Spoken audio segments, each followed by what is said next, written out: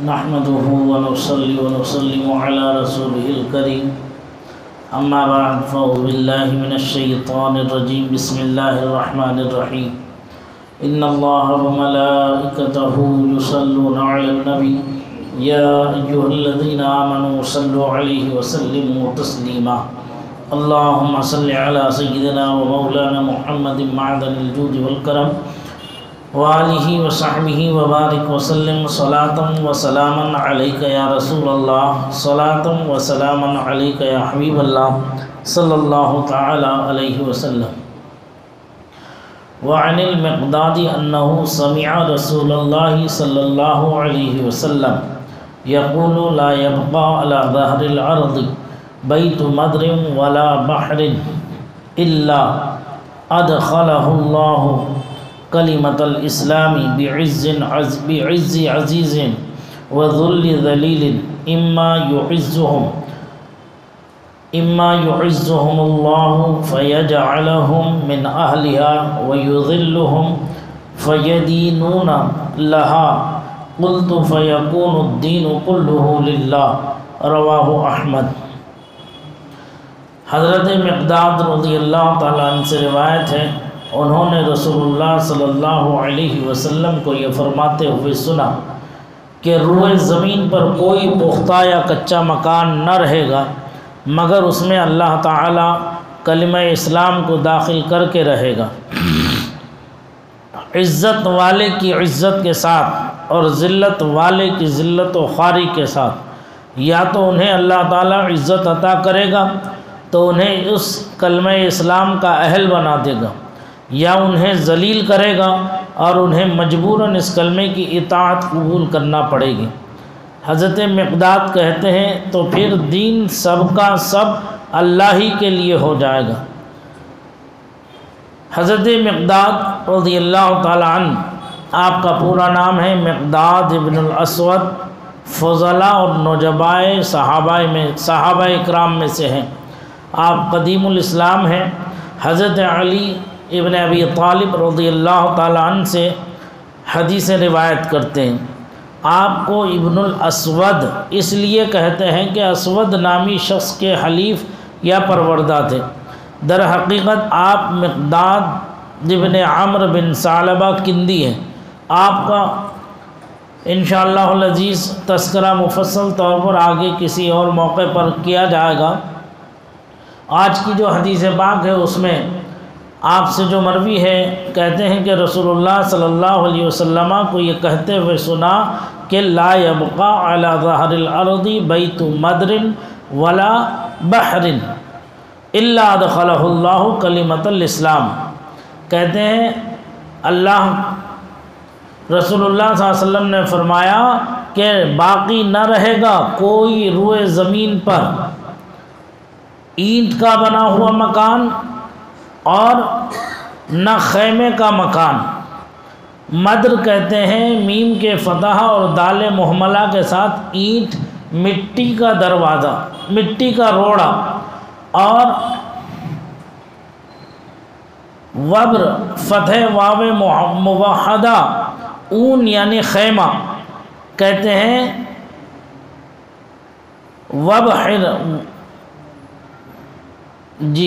وبرن کہتے ہیں بیت مدر سے شہر اور بستیاں مراد ہیں، اور بیت وبر سے جنگلات اور صحرا مراد ہیں، جو خیموں میں رہنے والوں کی جگہ ہے، جیسا کہ بادیہ نشینان عرب کی عادت ہے۔ تو حضور فرماتے ہیں کوئی جگہ نہ رہے گی، کیا شہر کیا گاؤں اور کیا بادیہ اور صحرا، الا ادخلہ اللہ کلمۃ الاسلام، مگر یہ کہ اللہ تعالی داخل کرے گا اس میں کلمہ اسلام کو۔ مشکات کے بعض نسخوں میں اس میں اللہ جل وعلا صراحتاً مذکور ہے، جیسا کہ یہاں ہے بعز عزیز وذل ذلیل۔ اللہ تعالیٰ اس کلمے کو ہر گھر میں داخل کرے گا، جو عزت والا بننا چاہتا ہے اسے اس کلمے کے سبب عزت دے کر، اور جو ذلت و خواری میں رہنا چاہتا ہے اسے خوار رکھ کر، جیسا کہ فرمایا اما یعزهم اللہ، یا تو ان اہل خانہ کو اللہ تعالیٰ عزیز و غالب کرے گا، دوسرا فرماتے ہیں فَيَجْعَلُهُمْ مِنْ أَهْلِهَا أَوْ يُذِلُّهُمْ فَيَدِينُونَ لَهَا، کہتے پس انہیں اس کلمے کا اہل اور اسی پر ایمان کی توفیق کرے عطا کرے گا، او یذلہم، یا انہیں خوار و ذلیل کرے گا، فیدینون لہا، تو وہ ذمی بن کر اور جزیہ قبول کر کے اس کلمے کی اطاعت و فرمانبرداری اختیار کریں گے۔ جب یہ کلمہ ہر گھر میں داخل ہو جائے گا تو کہتے ہیں قلت، حضرت مقداد فرماتے ہیں میں نے کہا فَيَكُونُ الدِّينُ كُلُّهُ لِلَّهِ، تو پھر سارا دین اللہ ہی کا ہو جائے گا اور باقی تمام ادیان پر غالب آ جائے گا، لوگ خوش ہوں یا ناخوش ہوں۔ کتنی پیاری حدیث پاک ہے آج کی۔ حضرت مقداد رضی اللہ تعالیٰ عنہ جو جلیل القدر صحابی رسول ہیں، وہ کہتے ہیں کہ اللہ کے رسول صلی اللہ علیہ وسلم نے ارشاد فرمایا ہے کہ ایک زمانہ ایسا آئے گا، ایک وقت ایسا آئے گا کہ نہ مٹی کا کوئی گھر، نہ تمبو کا کوئی گھر، ٹینٹ کا، چھپر کا، کپڑے کا، کوئی گھر ایسا باقی نہیں رہے گا کہ جو اس گھر میں رہنے والا کلمہ اسلام کو قبول نہ کر لے، کلمہ اسلام کو قبول نہ کر لے۔ روئے زمین پر کوئی گھر ایسا باقی نہیں رہے گا۔ اب اس میں دونوں باتیں سرکار نے ارشاد فرمائی، اللہ تعالیٰ ان میں سے عزت عطا فرمائے گا کچھ لوگوں کو کلمہ اسلام کے ذریعے، یعنی وہ اسلام قبول کر کے دامن اسلام سے وابستہ ہو کر اپنی دنیا بھی بہتر کر لیں گے اور اپنی عقبہ بھی بہتر کر لیں گے۔ دونوں جہان میں اللہ تعالیٰ انہیں عزت سے مالا مال فرما دے گا، عزتوں سے نوازے گا۔ دوسرا فرمایا وہ ذل ذلیل، دوسرا جو ہے تو یا انہیں ذلیل کرے گا، جو لوگ اسے قبول نہیں کریں گے وہ ذلیل و رسوا ہوں گے، اور یہ ہونا ہے اور یہ ہو کے رہنا ہے۔ برا مانے ماننے والے، نادان نہیں سمجھنے والے نہ سمجھیں، ایک دن یہ ہو کر کے رہے گا۔ یہ پوری کائنات اللہ وحدہ لا شریک کی ملکیت ہے، اس کے ملک سے نکل کر کوئی کہیں نہیں جا سکتا، کوئی جگہ ہے ہی نہیں، اس کی طرف سے تو ڈھیل ہے ابھی۔ فرماتا یا تو انہیں ذلیل کرے گا، اگر وہ نہیں قبول کریں گے تو مجبوراً انہیں اس کی اطاعت کرنا پڑے گی، چاہے راضی ہو کر کے رہے یا ناراض ہو کر کے رہے، لیکن روئے زمین پر کوئی مکان ایسا نہیں رہے گا جس مکان میں اللہ کا نام نہ لیا جائے، کوئی مکان نہیں رہے گا۔ اس پر ہمارا یقین ہونا چاہیے، اس پر ہمارا اعتماد علی اللہ ہونا چاہیے کہ یہ واقعہ ہو کر کے رہے گا۔ آج کے جو حالات اگر ہم دیکھ رہے ہیں، ان حالات سے گھبرانے کی ضرورت نہیں ہے، خوف زدہ ہونے کی ضرورت نہیں ہے۔ اگر ضرورت ہے تو دین پر استقامت کے ساتھ قائم رہنے کی ضرورت ہے۔ ارے کیا بگاڑے گا کوئی ہمارا، کیا کر لے گا ہمارا کوئی، جب تک اللہ نہ چاہے۔ اگر کوئی زخم پہنچنا ہے وہ پہنچ کر رہے گی، کوئی مصیبت ہمیں پہنچنا ہے وہ پہنچ کر کے رہے گی، ہم لاکھ جتن کر لیں اس سے چھٹکارا تو ہونا نہیں ہے۔ کیوں ہے کوئی؟ جب اللہ چاہے تو اس سے کون بچ سکتا ہے؟ نہیں۔ یہ سب امتحانات ہوتے ہیں ہمارے ایمان کو تولنے کے لیے، ہمارے ایمان کو چیک کرنے کے لیے کہ تمہارا ایمان ہے بھی اتنا، اس منزل میں تم ہو کہ نہیں ہو۔ اس منزل میں جو آگے بڑھ کر کام کرے گا اللہ کی بارگاہ میں وہ مقبول ہوگا۔ اس لیے کبھی کسی مصیبت سے، کبھی کسی پریشانی سے ڈرنا نہیں چاہیے، گھبرانا نہیں چاہیے۔ اللہ کی ذات پر کامل یقین رکھتے ہوئے یہ اعتماد کرنا چاہیے کہ ہوگا وہ جو میرا رب چاہے گا، ہوگا وہ جو میرا رب چاہے گا، میرے رب کے چاہے بغیر کچھ نہیں ہونا۔ جیسے ابھی آپ حضرات نے نیوز میں دیکھا یوٹیوب پر آپ دیکھ رہے ہیں بڑی بحثیں چل رہی ہیں مسلمان بچیوں کو لے کر کے، ان کے نقاب کو لے کر کے، ان کے اوڑھنی کو لے کر کے۔ یہ سب فتنے ہیں، فتنے۔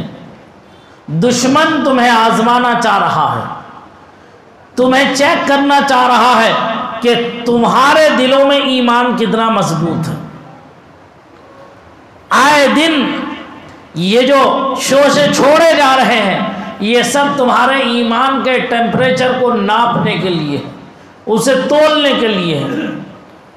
سلام ہے اس بچی پر جس نے جرأت ایمانی کے ساتھ سینکڑوں سنگھیوں کے سامنے کلمہ حق کو بلند کیا، اعلاء کلمت اللہ کیا۔ اللہ تعالیٰ کی بارگاہ میں دعا ہے کہ اللہ اس بچی کی جان، مال، عزت و آبرو، دین و ایمان کی حفاظت فرمائے۔ آپ حضرات نے دیکھا ہوگا سینکڑوں سنگھی، گنڈے اور بدماش، وہ اسکول کالج کے پڑھنے والے لڑکے تو تھے نہیں، وہ تو باہر کے ادھر ادھر کے جمع ہوئے گنڈے اور بدماش تھے، لچے لفنگے تھے۔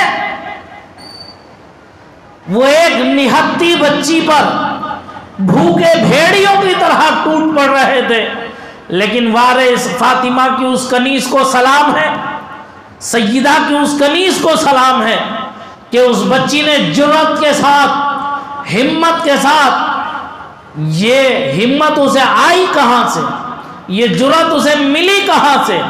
اسے، اس بچی کو جو جرأت ملی، جو ہمت ملی، وہ من جانب اللہ ملی ہے۔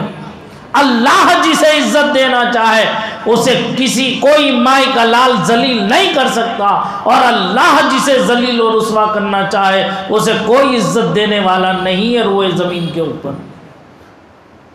اس کے دل میں جو ایمان کی شعاعیں تھیں وہ بھڑک اٹھی اس بچی کے، اور اس نے وہیں جہاں کلمہ کفر بولا جا رہا تھا، اعلاء کلمت اللہ کہتے ہوئے اس بچی نے نعرہ تکبیر اللہ اکبر بلند کر کے اسلام اور مسلمانوں کی عزت کی حفاظت کر لی۔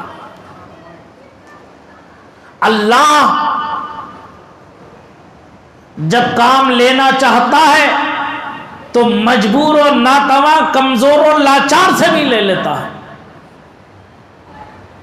اور جب ذلیل و رسوا کرنا چاہتا ہے تو فرعون کو تخت پر بیٹھ کر اس کے سر پہ جوتے بھی پڑوا دیتا ہے۔ یہ اللہ کی قدرت کے کرشمے ہیں، لیکن افسوس کہ اس جرأت ایمانی پر بھی سیاست ہونے لگی۔ جمعیت العلماء نے اس پر سیاست کی روٹی سیکنا شروع کر دیا۔ اس بچی کو 5 لاکھ روپے کا انعام دے کر کیا اس جرأت ایمانی کو خریدنے کی ناپاک کوشش کی ہے؟ شرم آنا چاہیے، غیرت آنا چاہیے کہ تم مرد ہو کر کے کچھ نہ کر سکے، وہ ایک بچی ہو کر کے اس نے کلمہ حق کو بلند کر دیا، تنہا بلند کیا اس بچی نے۔ اس کی جرأت کو سلام ہے، اس کی ماں کو سلام ہے، اس کے باپ کو سلام ہے جنہوں نے اس بچی کی ایسی تعلیم و تربیت کی۔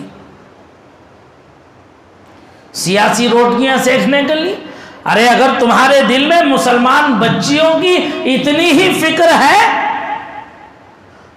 تو جو سب سے پہلا احتجاج ان 6 بچیوں نے کیا تھا کالج کے باہر کھڑے ہو کر، جنہیں جن سنگھیوں نے، برہمنوں نے،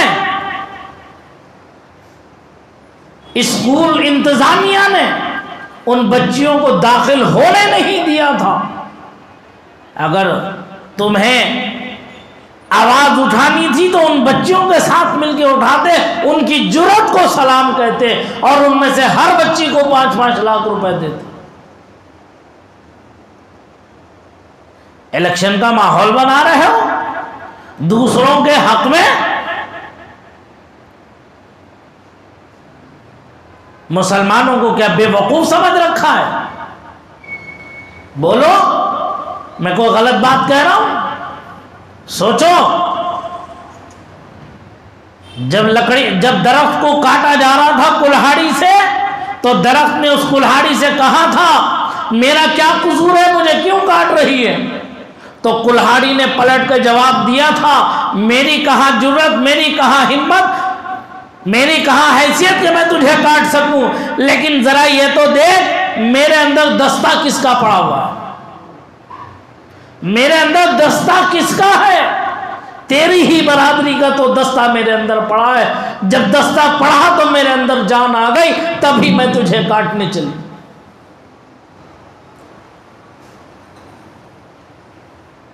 سوچو، غور کرو،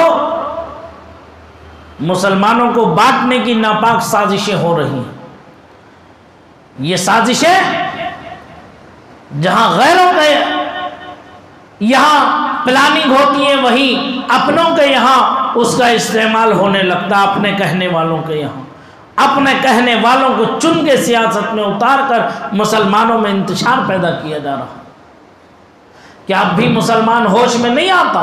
اب بھی نہیں جانتا، اپنے ہوش و حواس کو باقی نہیں رکھتا، صحیح اور غلط کی تمیز پیدا نہیں کرتا؟ کب تک خواب غفلت کی چادر ہم اوڑے رہیں گے؟ کب تک اوڑے رہیں گے ہم خواب غفلت کی چادر؟ ہاں،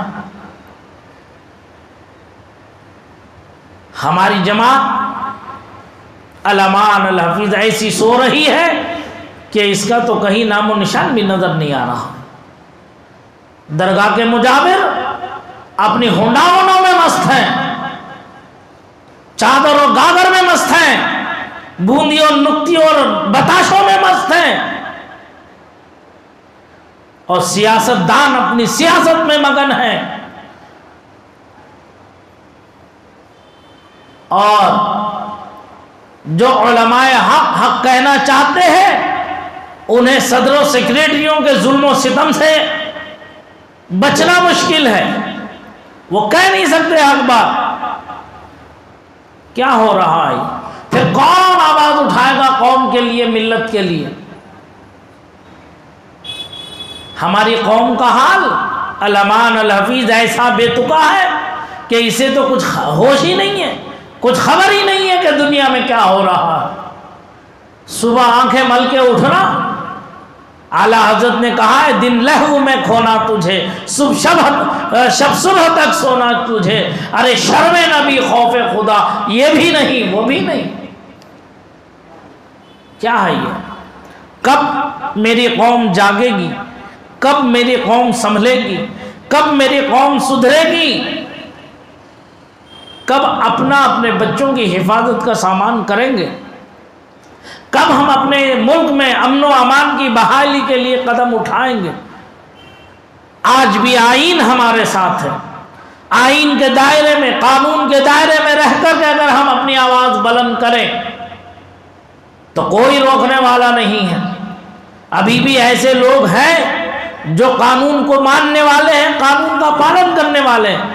یہ چند شرارت پسند لوگ اگر قانون کا النگھن کر رہے ہیں تو کیا ان سے ڈر کے بیٹھ جائیں گے؟ نہیں، ہرگز نہیں بیٹھیں گے۔ قانون کے دائرے میں رہ کر، قانون کو سوچ کر سمجھ کر اس پر عمل کرتے ہوئے اپنے حق کا اختیار کریں گے، اور اپنے حق کے حصول کے لیے اس کی آواز کو بلند کرنا چاہیے۔ پوری قوم کو سوچنا چاہیے اس پر بیٹھ کر کے۔ ہم ہوٹلوں پہ، چوراہوں پر بیٹھ کر دنیا کی ادھر ادھر کی باتیں کرنے کے مقابلے میں اپنے ہی ملک میں ہم اپنے مستقبل کو کیسے محفوظ کریں، اس پر کیوں نہیں گفتگو ہوتی ہے اپنے آپس میں؟ اس پر کیوں نہیں ایک دوسرے سے تبادلہ خیال کیا جاتا؟ اہل دانش سے کیوں نہیں رابطہ کیا جاتا؟ اور اسی کے تحت ہم اپنے آپ کو درست کیوں نہیں کرتے؟ ہمیں کرنا چاہیے۔ اللہ اور اس کے رسول کی اطاعت بھی ہم پر فرض ہے، اور ہمیں اپنے ملک کے آئین کو سمجھنا بھی ہمارے لیے لازم و ضروری ہے، تاکہ ہم اپنے حق کو سمجھ سکیں، سمجھ کر اس کا استعمال کر سکیں۔ اللہ تعالیٰ کی بارگاہ میں دعا ہے کہ اللہ تعالیٰ ہمیں اور آپ سب کو دین پر استقامت نصیب فرمائے، تسلف فی الدین کی دولت سے مالا مال فرمائے۔ یاد رکھو، کوئی مانے نہ مانے، کوئی سمجھے نہ سمجھے، کوئی برا مانے تو مان جائے، پوری روئے زمین پر کوئی نام باقی رہے گا تو وہ صرف اور صرف اور صرف اللہ وحدہ لا شریک کا رہے گا، اس کے علاوہ کسی کا کوئی نام و نشان نہیں رہے گا۔ کوئی نام و نشان نہیں رہے گا۔ اس لیے جاگنا ہے، جاگ لے، افلاک کے سائے تلے، حشر تک سوتا رہے گا خاک کے سائے تلے۔ وما علینا الا البلاغ۔ السلام علیکم ورحمۃ اللہ وبرکاتہ۔